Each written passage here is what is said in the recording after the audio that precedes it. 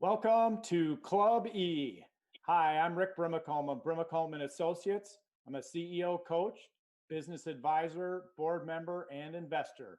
Today, we're going to be talking about the importance of storytelling for businesses.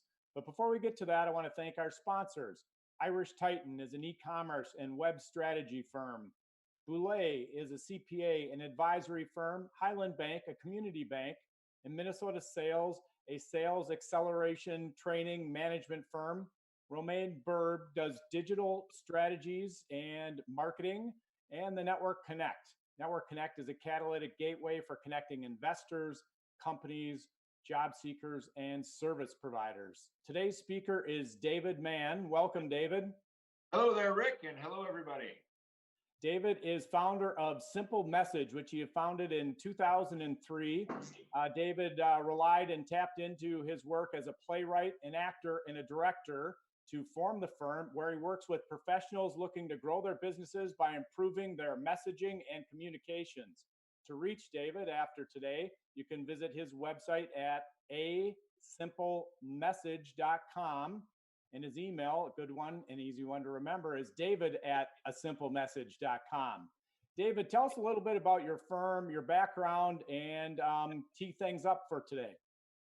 Well, I got into this after years and years of working in theater, and I've been working with people on messaging for years now in various formats. I call it messaging now more than storytelling, because I think messaging is a little more dialed in and specific, which is what we're going to be talking about today. It's a lot of it is based on foundation concepts of theater, but it really is nothing like theater at all. It's just about connecting to an audience. And the audience can be your clients, customers, other people in your firm, whatever it is. And that's what this is all about. And that's what I do.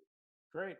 Say, before we get into our conversation, tell us a little bit about how you're trying to stay sane and healthy here during this at-home period of time. Well, actually, I got to say, I don't mind it that much, because I've been running and running and running for what feels like years, just, trying to grow the business and just be out there. And it's kind of been nice to be home and just, fix some things and kind of just shore up stuff that has been kind of let go. And it's actually been really great for mental health and everything else. Great, great. So I'm going to tell our audience a little bit how they can interact with you, David. So for the audience out there, type in hashtag simple message into the comment field and submit any questions that you'd like. In addition, we're going to do a drawing after the event, and the winners are going to be able to send David a piece of their marketing. He'll take an assessment of it and then spend some time with you. So you can send him a sales presentation, pointer to your website, a leave behind for sales literature, an elevator pitch, whatever you want David to look at.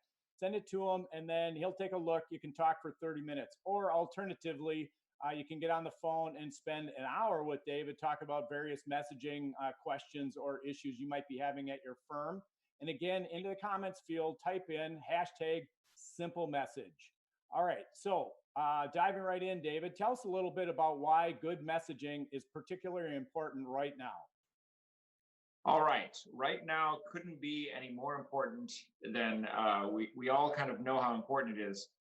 It's important to have a clear message right now, because everyone is at sort of their core need place. They're looking around for what is going to serve them in this great time of need. So messages a lot of times don't quite hit that mark anyway. It couldn't be any more important than it is right now to have a clear message that cuts right through to what people actually need, and not just something that sort of sounds nice. That's what makes it really important right now. We're all trying to cut through and be heard anyway, but right now the channels of messaging are really, really clogged, especially online, with everybody trying to get through. And that's why it's so important right now.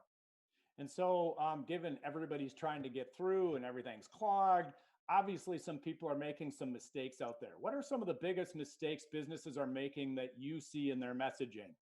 Well, I think it's not like it's any different right now. That's the thing, what's going on, that people are making mistakes right now, is like the same mistakes they're always making with messaging. it's essentially three things. So messaging mistakes are either that they are way too generic, they're way too technical, or what I like to call the we me ias problem. So I'll go back over those. The first thing that the one of the most I'll actually start with that one. I think that the most prevalent thing that happens in messaging that makes it not connect is what I call we me ias, meaning the message is all we, me, I, and us. It the first messages that they're getting are we do this, we have great products. Listen to what we do with our services. We are amazing. These are our core values. I believe in this and I can that's all very nice and obviously it needs to be part of your services, the brochure or the website or social media or anything else eventually, but not as the first thing they hear. And I'd say that's probably more than anything else what pushes people away from your message. And they don't even know why they're being pushed away. They just feel like, some about this is not quite connecting with me. Well, it's because it's all about you. So that's the we me ias problem. The other two, which can have that problem as well, but the other two are it's way too generic. That's a good example of, well, I can't think of it off the top of my head, but there's lots of generic messages that are basically, they boil down to things like, we offer solutions for businesses and to boost your bottom line and increase your productivity. And that's supposedly their message. And I mean, how many thousands of those have you heard in one day? And it doesn't say anything. It's just a bunch of language that all sounds businesslike and is not connecting because it doesn't say anything. The other one is it's too technical. So this is where the people are using language to describe what they do that only speaks to other people who know that industry already or actually know what this company already does. So it's an echo chamber of sort of talking to yourself. And we've all seen this happen either live or on a website where you go and you're like inundated with language you just don't even understand. And it can be very off-putting. So that's generic or technical or we me ias are the biggest mistakes people make. We me ias. So if I get out a dictionary, we're going to find that in there. We me ias. I invented that term about maybe 6-8 months ago, and I've already heard it coming back to me. All right, well, maybe call up an attorney friend and get that trademarked or something. It's a good line. Yeah. So speaking of lines, are you talking about taglines here, or are you talking about something more than that? Well, yeah, that's a big sort of misconception. A lot of times the idea of message is interchanged with the idea of tagline. I don't necessarily mean tagline, and I'll explain what I mean. A tagline is something that we associate as being kind of, you could stamp it on a baseball hat or a t-shirt. It's like 4 words long. Often those taglines are terrible. Now the really famous ones are great. Just do it is great, but most are not as good as that. Yeah. So a tagline a lot of times can have the same problem, the generic problem. It's like, I wrote down a couple that these are just, we've all heard these before. Like a tagline that's something like, quality is our guarantee. Well, what?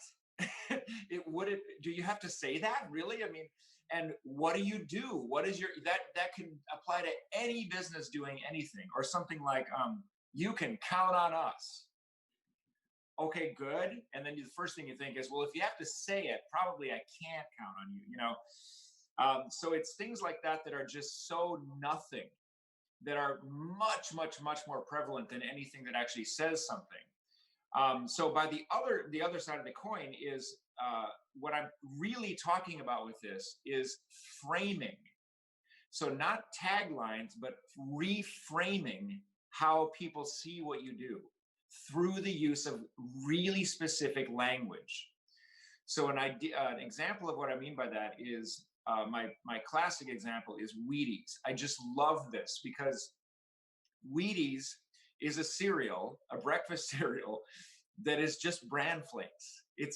bran flakes. I mean, they're healthier than eating Frosted Flakes, but they're brand, who cares? It's just bran flakes. But Wheeze has capitalized, however, 75 years ago, or however long it was, on a framing device to make it look like what is in that box is athletic power. So they came up with this, what is a tagline that's also really a framing thing: breakfast of champions. 3 words, and you go, oh, well, now I see that product a whole new way.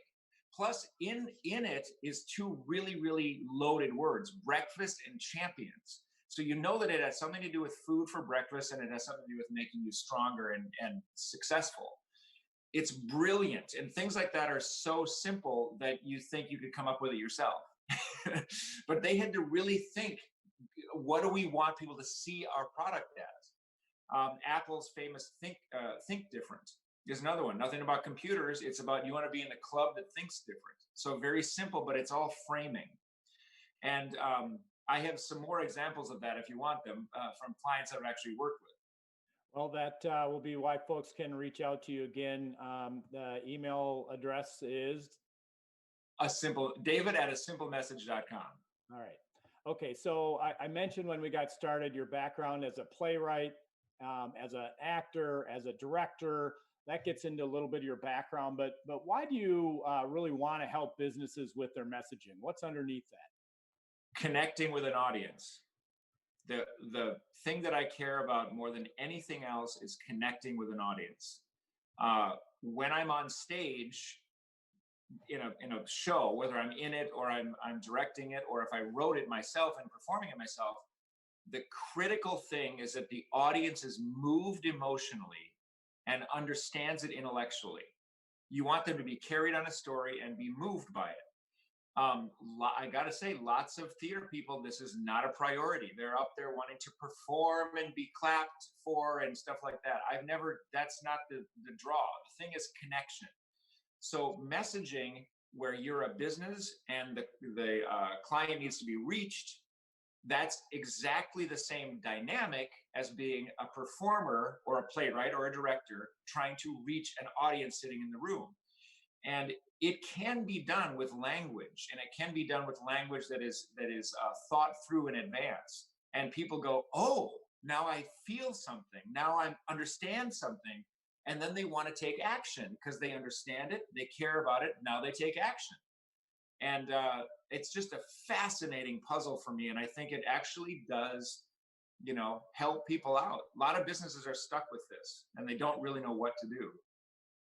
So that strategy, I know you're a father of 2. Does that strategy come in handy as a dad and getting your children to listen to you? No. Sadly not. I would love to say that I am the pro at that. I swear. To actually try to answer that, I think that when one of the mistakes a lot of parents make, we've all made, is especially when the kids are very young, you over explain things. You just blah, blah, blah, blah, blah, but you're still talking 12 minutes later, and the kid's like, I stopped listening at 5 seconds. And so dealing with kids is some actually kind of taught me how to simplify my own language so that I can get to the point faster, and that's really critical with it. All right. So people can reach out to you for parenting tips as well as the messaging tips, right? Yeah, they can. They can reach out to me. Yeah. All right. So back to the businesses. So how do you actually go about helping businesses find the right message? All right. To find the right message, I help them find their identity. So finding the message, if you try too soon to find the message, you're going to end up with a generic oatmeal message. You're going to have quality is our guarantee. You're going to have something like that. But if you go at it a different way and start to really ask the questions, who is this company? And you can't even really ask that question. You have to ask, who is your customer? Who is the audience? Who's receiving the message? And where and when and how are they receiving the message? So if you start to really dial in, who are you talking to, and what is the environment or situation that you're in when you're talking to them, whether it's online or live, you start to get some pretty interesting conversation going. So this may take me a couple sessions of 3 hours just to get at who are we talking about, what do you do, and how does it relate to the people you want to relate to. And you get kind of a mess of a bunch of stuff. And I start to then zero in on writing that out. Either I'll speak it out or I'll write it out in sentence form, paragraph form. So it's kind of long. And we just keep whittling it down and whittling it down and whittling it down and whittling it. And I'll end up with the perfect like 2-sentence description, which can then become the perfect like 5 words. That when you do it, you go, I can't believe we just didn't think of that the first day, you know, but it wouldn't have, it never can happen that way. So that's how I do it. Okay. So we started this conversation talking about stay-at-home orders and what are you doing to be sane. So the offshoot of what you're doing to be sane is you're having a lot of video conferences these days. Yeah. How about any tips for folks as they're doing virtual meetings or creating materials that they need to present in video form? Because everybody's doing that now. Well, we're doing it right now as we speak, as a matter of fact. And so let me just start with what I'm doing right now. So as I was telling Rick before we started this thing, I chose the location I'm in right now very, very much on purpose. So this is a lot of times people are not, especially people who are really not used to doing stuff like this at all. They're kind of just randomly choosing some spot to put their iPad or their phone or whatever. And it's not lit well and it doesn't frame their face well and all that. And so what I intentionally did is I'm in a corner of my kitchen right now, which you can't really tell because I wanted it only to be white behind me so I could contrast it with a black shirt. So that's one thing right there that I'm doing. It's also pretty well lit on my face, which I can see in my own thing on the screen. And I position myself where I'm right in the middle of the frame rather than what people do a lot of times is like this. They're talking like, you know, or they see how if I move around a lot in this little frame, you wouldn't notice this much in the room, but on the frame, it's like going to make you sick. Seasick. Yeah. And I'm also I'm looking at an iPad right now. So Rick's face is big on the screen, is in the center, and the camera is right here. What people are always doing these days is they're delivering everything like this. They're going like, yeah, I'm looking at Rick while I'm talking. And so I'm looking at Rick, but it's weird for the people. So I have to now discipline myself not to look at Rick's face, but to look at this little eye here on the end of the thing. And then it's a better experience again for the audience. If you're always thinking about them, it ends up serving you better in the end. So those are 2 little things right there. Okay. And I told you beforehand, I like the dark glasses frame to go with the dark shirt. Yeah, good. I'll keep it. So we had a couple of questions that came in from the audience. Yeah. I know that we've touched on a few of these things, but just to circle back to a few that I think are interesting. One question from Todd: how do you effectively communicate your uniqueness in a short story? Yes. Well, as I touched on earlier here, first of all, the story has to be a customer story and not your story. And if you can immediately separate that when you're trying to tell a story to talk about your uniqueness, separate your story from what their experience of you is. That's a different story. Nobody really cares about your story at first. Eventually they will, but not at first. So the first thing is, how do you communicate your uniqueness in a short story is make it a story about them. And in that story, it should very, very quickly present the problem that a customer you were working with one time was facing. And that should be a very representative problem of the kind of thing that you often deal with. So you articulate what their problem is, and then let it linger in what were they going to do, how they didn't know how to solve this. This is a piece people always leave out. Like, let it be tense. They didn't know what to do. They were really worried. Oh my God, what would happen if they didn't? Then we came in and solved the problem in this particular way. So I could give you an example of that. Should I give you an example of that? Absolutely. Okay, You so I have was to going to pay say, extra, David? what's that? No, no, You have to no. pay extra. No. So I have a couple of them actually. One of them is from a client. I just sent them this stuff yesterday. So we just worked last week, and I just asked them, is it okay if I talk about you guys? And they said, great. So United Business Mail is the name of the company, and what they do, mass mailings of things. They help commingle the mail. Okay. So their problem they were facing was they were really kind of stuck only in sales presentations, only differentiating themselves against the other companies who do what they do. So they were stuck in always having to be like, we do it faster and cheaper, faster, cheaper, faster, cheaper, faster, cheaper. And we all know how that feels. It's like how do you ever end that game? You can't. No. So they were in that slot.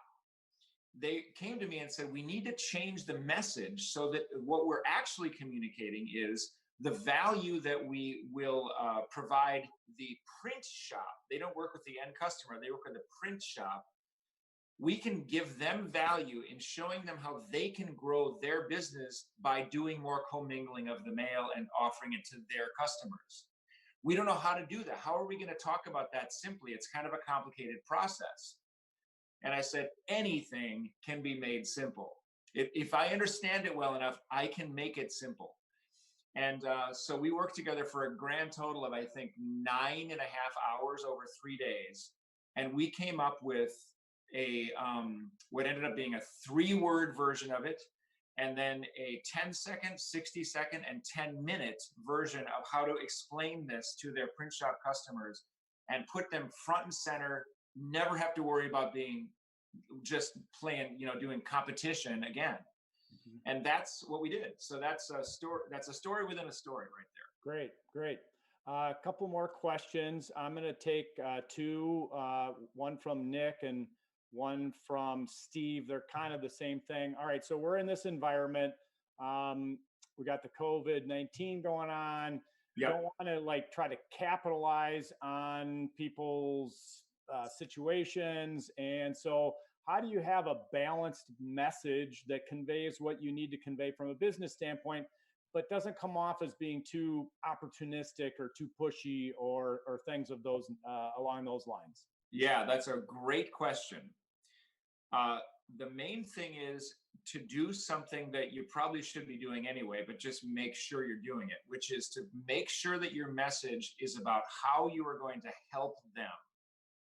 So right now, the help, like I said earlier on here, every business and every person is dealing with primal need. They have something that is so core that's being threatened by this. It's that life might never be the same. Their business might not survive. I mean, it's really primal core stuff. If your message is like, hey, we offer a service that in perfect times would be great to have, that's what's out of touch. Likewise, if you just say, hey, if it comes across as we're going to capitalize on the fact that everybody needs something right now, again, that's all about you. But if you genuinely create messaging that is, we understand empathetically, we understand how you feel, and we are here to help in a really specific way right now. And also consider giving some stuff away, I mean, be a team player with this. Another piece of this too is I would say pivot the language from anything that has to do with maximize or grow or succeed or reach your dreams. Pivot that language now and make it more about respond, or use the word pivot, or clarify, or something like that. It should be more front and center in the message right now. Okay. A reminder for folks to get into the drawing to get an assessment from David, either to have him assess materials that you have, or just to get on the phone and spend time with David.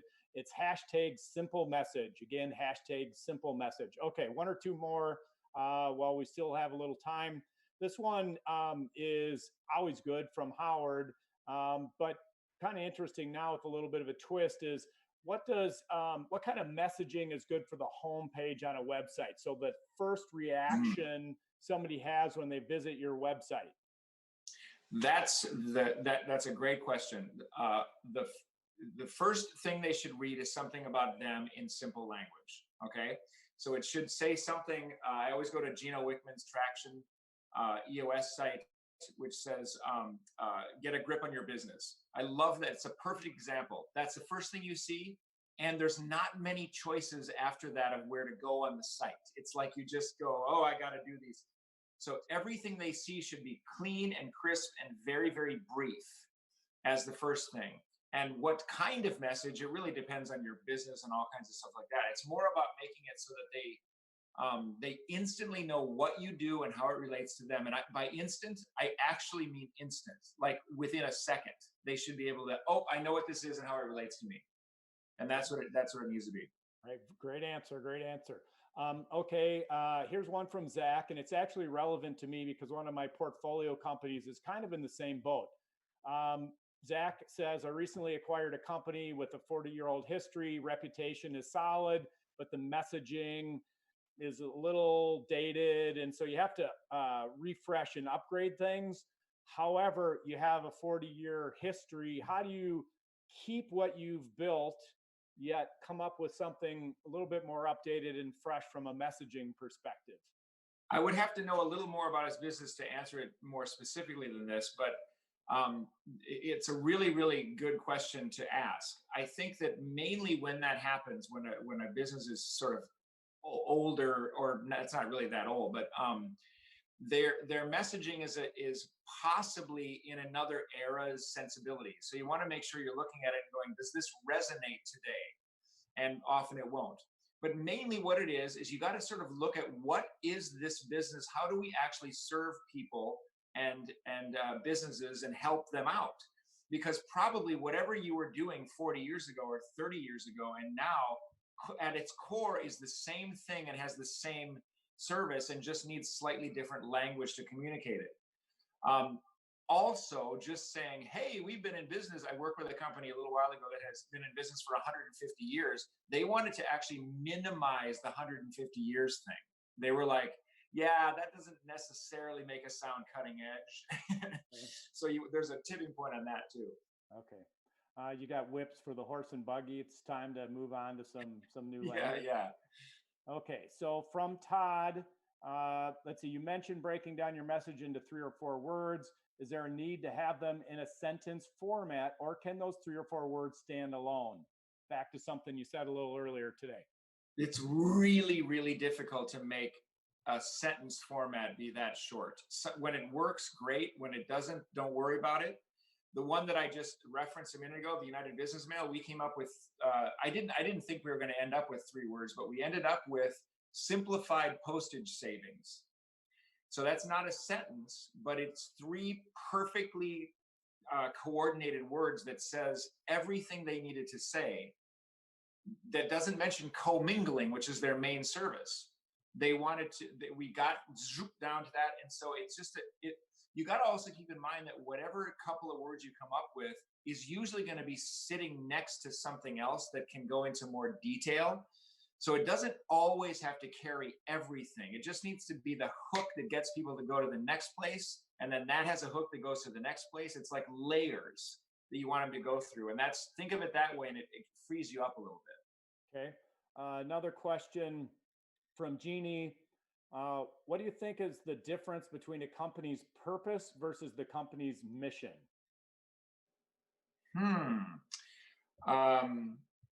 I would say that's a really, really good question. I would say that the purpose is a lot more concrete than the mission.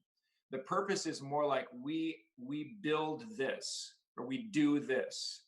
And the mission is usually more along the lines of we believe in this. This is why we do it. This is the higher purpose that we're about. And even more basic, mission usually applies to nonprofit organizations, and purpose or core values usually applies to for-profit. There's no reason. It just kind of seems to be what they call stuff, Okay. Another one. This is from Jackie. David, you find the right simple message is established for your audience and your target audience, which is in a certain age range. The target audience matured and is no longer in your preferred age range. Do you revisit your simple message for changes, or do you leave that simple message and possibly pivot your delivery method? What do you recommend? That's a fantastic question. Well, you need to always be pivoting your delivery method because Method. method, yeah, because times are always changing. But what she's asking there has kind of embedded in it this confusion about taglines and message, or taglines and framing. Um, a tagline is something where it's part of your brand. I mean, if you change it, are people going to wonder who you are? That's a different question. But message is a flexible thing. You can keep redefining and re-articulating the message with slightly different words or graphics or images, and keep communicating the core identity concept of who you are. If you get the concept clear, the words can shift and change with generational changes and with sensibility changes, whatever it is. But if often and seriously, usually when I work with businesses who want a new message, we end up redefining or clarifying and defining their identity as a company, because they didn't know, but they weren't really clear on that at the outset. And that's why they weren't able to reach people. Okay. And then one last question before I get to that. A reminder for anybody that wants to reach out to David. His email address is david@asimplemessage.com. So last question, left this one for last on purpose. Assuming that someday we get let out of our houses and someday we're back having face-to-face human interaction. This is a business card question. Oh, Does yeah. one put the tagline on the front or the back of their business card? And what elements of a typical business card do you like and do you not like? Oh, my goodness. Well, first of all, I would say yes, put the tagline or the core concept in short language on the back of the card. Usually backs of cards are empty or filled with a bunch of nonsense no one's ever going to read and needs a magnifying glass anyway. So this is, for instance, mine is stuff on the front that has a few things about what I do, and then just on the back, this really plain with one thing: clarify your story. And I have this in this sort of bigger square thing too, just to stand out a little bit. It's fine, you don't need to do that. But I think that's the main thing is less is more. There's no need for a street address on there. Whoever uses a street address anymore, I mean, on a card, you don't need that. Keep it really, really plain so that people can see whatever you do put on there matters. There's so much junk on. Why do you need 14 telephone numbers and a fax number or whatever is still on there? You don't. So I would say, yeah, if you have a message you want people to read, have space around it on the card, like the back, so that they will see it and it means something, like you thought about it. Okay. And then reminder, hashtag simple message into the comments field will get you into the drawing for some of David's time, whether he's assessing your materials or you're just talking to him on the phone about what you're doing from a messaging standpoint. To wrap things up, David, any closing thoughts, perspectives, words of wisdom that you want to tie together for our audience? I would say this for this time that we're in right now. Just remember that what you do, your service or product that you offer, is essential to someone. It's all essential to someone. And what people are craving is community. They want people to be together with them. They want that bond. And the more clearly and simply you can communicate your essential service, the more you're going to connect with people. It's going to help you out. It's going to help them out. And that bridge is this simple message. Great. Thank you again. David's email address is david@asimplemessage.com. Simplemessage.com is the website. In the comments field, you can learn a little bit more about David, his practice. He has some materials there. You also can learn a little bit more about our sponsors as well as our next